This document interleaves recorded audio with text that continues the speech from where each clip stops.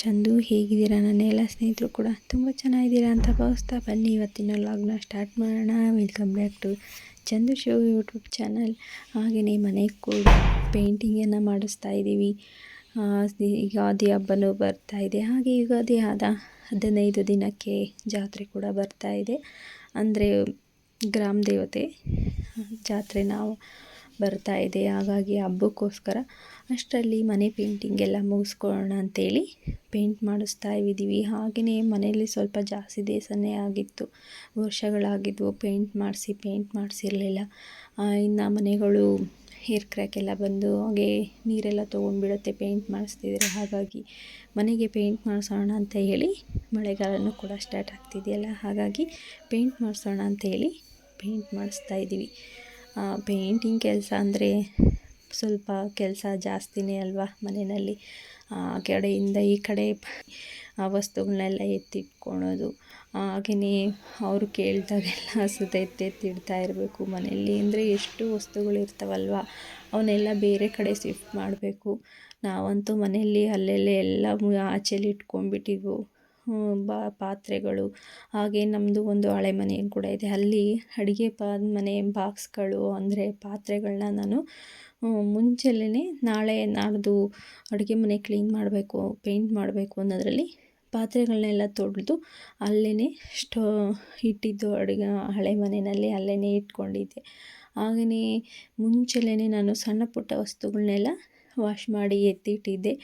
ಇನ್ನು ಮಕ್ಕಳದು ಬೆಳಗ್ಗೆ ಮಾರ್ನಿಂಗ್ ಸ್ಕೂಲು, ನಮ್ಮ ಮನೆಯವರು ಆಫೀಸ್ಗೆ ಹೋಗ್ತಾರೆ, ಮಕ್ಕಳಿಗೆ ಒಂದು ಸಲ ತಿಂಡಿ ಮಾಡಬೇಕಿತ್ತು. ಹಾಗೆ ಅವ್ರು ಬಂದಮೇಲೆ ಅವ್ರಿಗೆ ಬೇರೆ ತಿಂಡಿ, ಮಧ್ಯಾಹ್ನ ಊಟ, ಸಂಜೆ ಊಟ, ಒಂದು ವಾರ ಆಗೋಯಿತು ಪೇಂಟಿಂಗ್ ಮಾಡಿಸೋ ಅಷ್ಟರಲ್ಲಿ. ಇದರಲ್ಲೇ ನಾನು ಸ್ವಲ್ಪ ಬ್ಯುಸಿಯಾಗಿದ್ದೆ ಅನಿಸುತ್ತೆ. ಯಾವುದೇ ವೀಡಿಯೋಗಳನ್ನೂ ಕೂಡ ಮಾಡ್ಕೊಳೋದಕ್ಕೆ ಆಗ್ತಾಯಿರಲಿಲ್ಲ, ಮಾಡಿಕೊಂಡ್ರು ಅಪ್ಲೋಡ್ ಮಾಡೋದಕ್ಕೆ. ರಾತ್ರಿ ಮಲಗೋದು, ಈಗ ಸಂಜೆ ಅವರು ಊಟ ಮಾಡಿಕೊಂಡು ಹೋಗೋದು, 8 ಗಂಟೆವರೆಗೂ ಕೆಲಸ ಮಾಡ್ತಾಯಿದ್ರು. ಒಂದೊಂದು ದಿವಸ 10 ಗಂಟೆವರೆಗೂ, ಒಬ್ಬರು ಬಂದರೆ 10 ಗಂಟೆವರೆಗೂ ಇರ್ತಾಯಿದ್ರು ಮನೆಯಲ್ಲಿ. ಎಲ್ಲ ಕ್ಲೀನ್ ಮಾಡ್ಕೊಳೋದು, ಮತ್ತು ಮಾರ್ನಿಂಗಿಗೆ ಅಡುಗೆ ಮನೆ ಕ್ಲೀನಿಂಗು, ಪಾತ್ರೆಗಳು, ಹಾಗೆಯೇ ಇದೇ ಕೆಲಸದಲ್ಲೇ ಬ್ಯುಸಿ ಆಗಿಬಿಟ್ಟಿದ್ದೆ ನಾನಂತೂ. ಯುಗಾದಿ ಹಬ್ಬನೂ ಬಂತು, ಹಾಗೆಯೇ ಒಂದು 10 ದಿವಸ ಪೇಂಟಿಂಗ್ ಆಯಿತು. ಯುಗಾದಿ ಹಬ್ಬ ನಾಳೆ ಅನ್ನೋ ಹಂಗೆ, ಅಂದರೆ ಬುಧವಾರ ಸಂಜೆ ಪೇಂಟಿಂಗ್ ಮುಗೀತು. ಇನ್ನು ಮಾರ್ನಿಂಗು ಯುಗಾದಿ ಹಬ್ಬಕ್ಕೆಲ್ಲ ರೆಡಿ ಮಾಡ್ಕೊಳ್ಳೋಣ ಅಂಥೇಳಿ ರಾತ್ರಿಯೇ ಮಕ್ಕಳು, ನಮ್ಮ ಮನೆಯವರು ಎಲ್ಲ ನಾವೆಲ್ಲ ಸೇರಿ ಮನೆಯೆಲ್ಲ ಪೇಂಟಿಂಗ್ ಅಂತೂ ತುಂಬಾ ಚೆಲ್ಬಿಟ್ಟಿದ್ರು. ಅದನ್ನೆಲ್ಲ ಉಜ್ಜಿ ಕ್ಲೀನ್ ಮಾಡೋ ಅಷ್ಟೊತ್ತಿಗೆ ಸಾಕಾಗೋಯಿತು.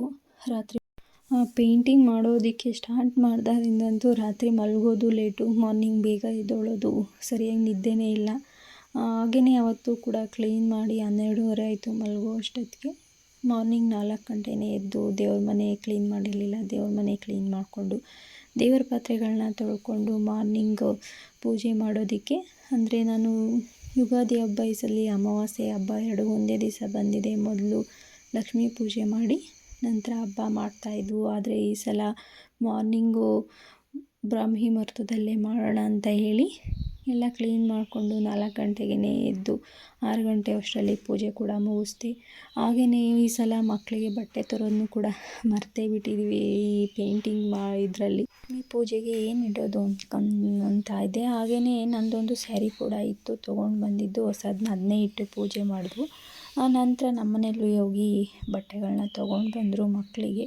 ನಾವು ಪೂಜೆಗೆ ಇಟ್ಟಿರೋವಂಥ ಹಬ್ಬಕ್ಕೆ ತಂದಿರೋ ಧಾನ್ಯಗಳನ್ನ ಪೂಜೆ ಮಾಡಿ ನಂತರ ಅವನ್ನು ಅಡುಗೆಗೆ ಉಪಯೋಗಿಸ್ಕೊಂಡು ನೈವೇದ್ಯಕ್ಕೆ ರೆಡಿ ಮಾಡಿ ಪೂಜೆನೂ ಕೂಡ 10 ಗಂಟೆ ಅಷ್ಟರಲ್ಲಿ ಪೂಜೆನೂ ಕೂಡ ಆಗಿತ್ತು. ಹಬ್ಬಕ್ಕೆ ಬೇಳೆ ಒಬ್ಬಟ್ಟು, ಚಿತ್ರಾನ್ನ, ಹೆಸರುಬೇಳೆ, ಬೋಂಡ ಇದನ್ನು ಮಾಡಿದ್ದೆ ಅಡುಗೆನ. ನನ್ನ ವಿಡಿಯೋ ಇಷ್ಟ ಆಗಿದರೆ ಪ್ಲೀಸ್ ಒಂದು ಲೈಕ್ ಕೊಡಿ, ಹಾಗೆ ಕಾಮೆಂಟ್ ಮಾಡಿ. Thank you for watching.